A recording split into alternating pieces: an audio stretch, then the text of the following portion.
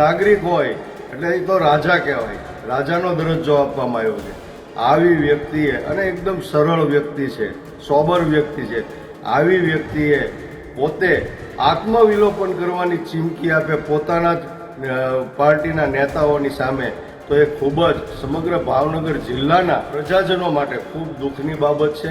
અને નમસ્કાર મિત્રો, હું છું રાજુ સોલંકી, આમ આદમી પાર્ટી નેશનલ જોઈન્ટ સેક્રેટરી.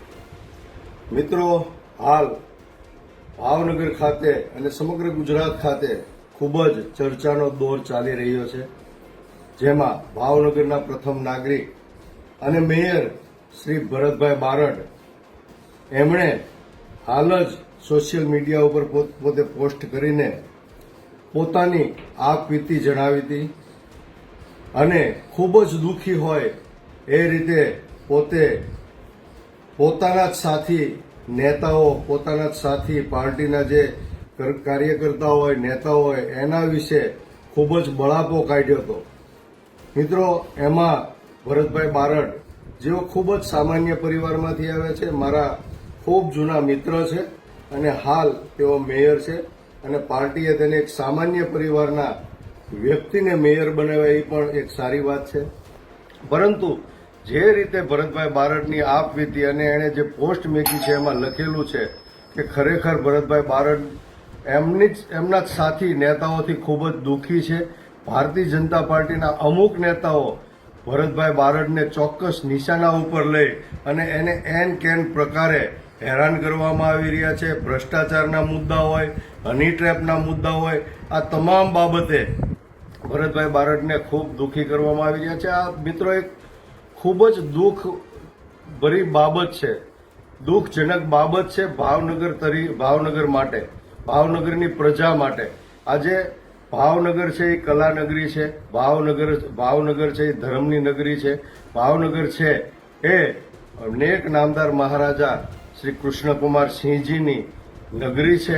ત્યારે આ નગરીની અંદર આ પ્રથમ વખત, આ ઇતિહાસમાં પહેલી વખત બન્યું છે કે કોઈ મેયર હોય, ભાવનગરનો પ્રથમ નાગરિક હોય એટલે એ તો રાજા કહેવાય, રાજાનો દરજ્જો આપવામાં આવ્યો છે.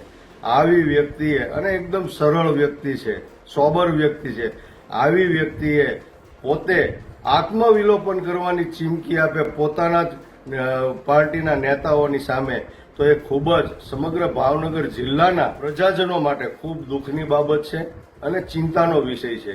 મિત્રો, જે રીતે ભારતીય જનતા પાર્ટીમાં અત્યારે હાલ પરિસ્થિતિ ચાલી રહી છે અને ખૂબ જ અંદરો અંદરના ટાટિયા ખેંચ, ડખા ચાલી રહ્યા છે, એ બધું બહાર આવી રહ્યું છે.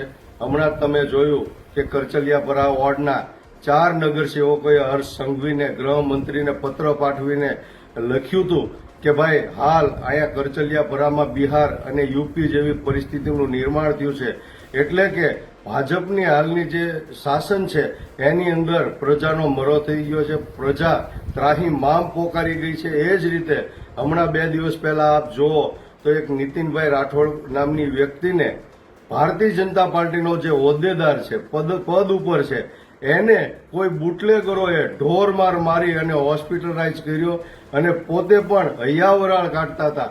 આ પહેલા એક ભારતીય જનતા પાર્ટીના પૂર્વ મહામંત્રી અને પૂર્વ કોર્પોરેટર ચિત્રા વિસ્તારમાં એના ઘરમાં ઘૂસીને બુટલેગરોએ એમના પરિવારને, એમને પણ માર્યા. તો મિત્રો, આજે મારે એ કહેવું છે કે ભારતીય જનતા પાર્ટીના નેતાઓ પણ સુરક્ષિત નથી.